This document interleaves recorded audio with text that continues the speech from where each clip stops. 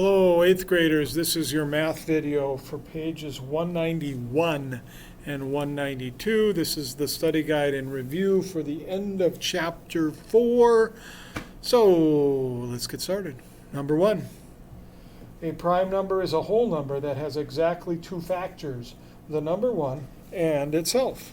Would you think that's a true or a false statement? Hopefully you said true, because that's exactly what a prime number is. That is a true statement. Okay? I'm going to skip down to number 9. Use the divisibility rules to determine whether each number is divisible by 2, 3, 5, 6, or 10. And if you'll notice, the divisibility rules are right up above those directions. They're right there. Okay. So let's do, you know what, I'm going to skip, no, let's do number 9. Number 9 is the number 111. First of all, is it divisible by 2? And the answer is no. If it were divisible by 2, it has to end in an even number, and it ends with a number 1, so it's not divisible by 2. Is it divisible by 3? Yes, it is. Why? Add up the digits. 1 plus 1 plus 1 is 3, and 3 is divisible by 3. Therefore, this number is divisible by 3. Is this number divisible by 5? No, it's not, because it doesn't end in 0 or 5. Is it divisible by 6? No, it's not. In order to be divisible by 6, it has to be both divisible by 2 and by 3, and that's not the case. Is it divisible by 10? Nope, it doesn't end in 0. So the answer to number 9 is 3. Let's do one more. Let's do problem 13. Problem 13.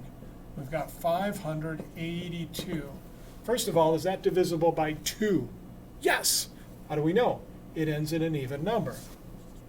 Is it divisible by 3? Well, let's add up the digits. 5 plus 8 is 13, plus 2 more is 15.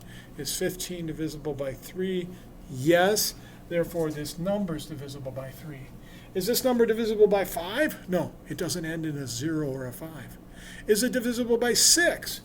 Yes. If it's divisible by both 2 and 3, then it's also divisible by 6. Is it divisible by 10? The answer to that is no. It doesn't end in a 0, so it can't be divisible by 10. Okay, let's go to the next page. We're supposed to evaluate the expressions. I'm going to do number 22 because I find 22 to be a little bit tricky. We've got x times y to the third power, and x is negative 3, and y is 4. X is negative 3, and y is 4. Now be careful with this. Be careful with this.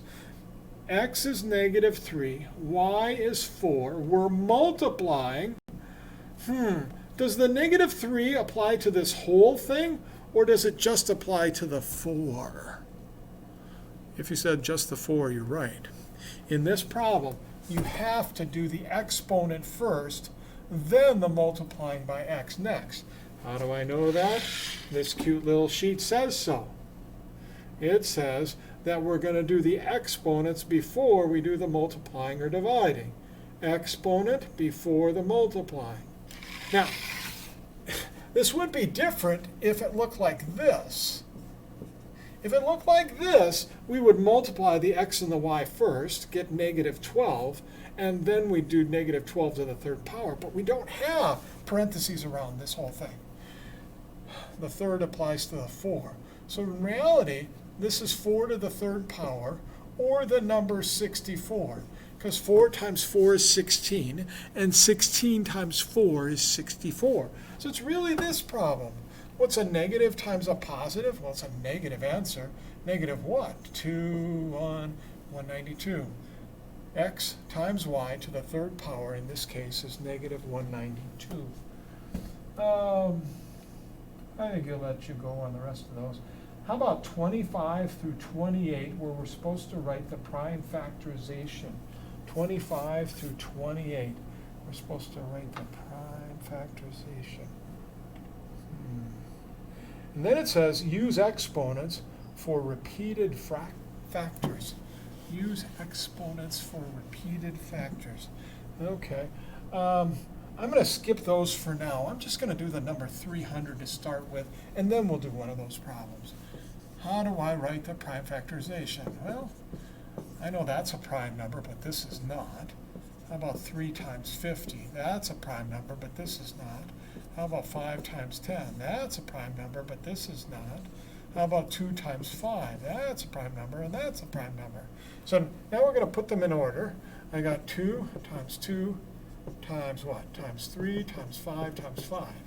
Okay, so those are all the prime factors that make up 300. But then the directions say use exponents when you have repeated factors. So this is not really the answer according to the directions. This is the answer. Okay? Now, let's try that technique with one of your problems. How about number 28?